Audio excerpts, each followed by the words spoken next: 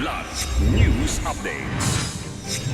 Mga balita ngayon, Gawad Kalinga founder Tony Meloto arestado sa Bulacan dahil sa kasong qualified trafficking. Catanduanes Vice Governor at 11 board members sinuspinde ng Ombudsman. Pagsisimula ng habagat season, inanunsyo ng Pag-asa. Ako po si Cesar Soriano para ihatid ang nangungunang mga balita sa buong kapuluan ngayon.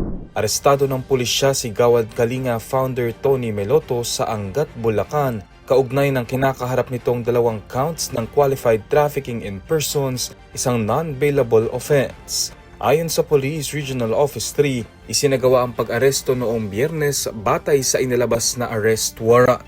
Noong Setyembre 2025, nakakita ng probable cause ang Department of Justice upang sampahan si Meloto ng kaso kaugnay ng umano'y sexual abuse sa 2 lalaking benepisyaryo ng Gawad Kalinga noong 2017. Batay sa DOJ, maituturing umanong sex trafficking na may abuse of authority ang mga alegasyon laban kay Meloto. Inakusahan din siya ng mga complainant ng pang-aabuso habang sila ay scholars sa GK Enchanted Farms sa Bulacan. Umalis si Meloto sa Gawad Kalinga noong 2017 matapos ang isinagawang internal investigation ng organisasyon. Una na nitong itinanggi ang alegasyon laban sa kanya na tinawag nitong well-orchestrated demolition job. Sinuspinde ng Office of the Ombudsman si Catanduanes Vice Governor Robert Fernandez at 11 miyembro ng sangguniang panlalawigan kaugnay ng umano'y irregularidad sa paggamit ng 30.5 milyong pisong Quick Response Fund matapos ang pananalasa ng Super Typhoon Uwan noong 2025. Agad na ipinatupad ang 6 na buwang preventive suspension na walang sahod sa utos ni Ombudsman Jesus Crispin Remulla. Ayon sa reklamong inihain ni Governor Patrick Alain Azanza, binago umano ng sangguniang panlalawigan ang orihinal na plano para sa pondo at inilaan ng mahigit 26 million pesos para sa cash assistance sa halip na relief goods. Iginiit ni Azanza na nagdulot ito ng pagkaantala sa ayuda para sa mahigit 39,000 pamilyang naapektuhan ng bagyo.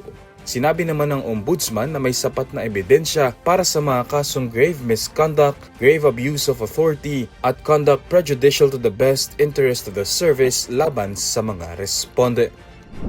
Formal nang idineklara ng Pag-asa ngayong Sabado, Mayo at 30 ang pagsisimula ng panahon ng habagat sa bansa.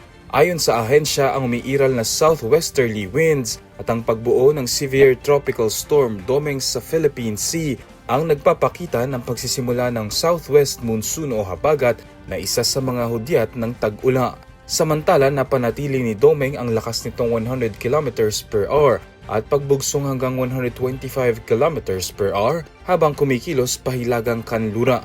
Huling namataan ng bagyo humigit kumulang 800 kilometers silangan ng Northern Luzon. Bagamat wala pang nakataas na tropical cyclone wind signal, inaasahang palalakasin ni Domeng ang habagat na magdadala ng pag-ulan at malalakas na hangin sa ilang bahagi ng bansa. Posible rin itong maging typhoon at lumabas ng PAR sa Lunes nang hindi nagla-landfall. Para sa Kidlat News Channel, ako si Renzel Linon, nag-uula. Ako po si Cesar Soriano, kasama nyo sa bawat pagputo ng balita.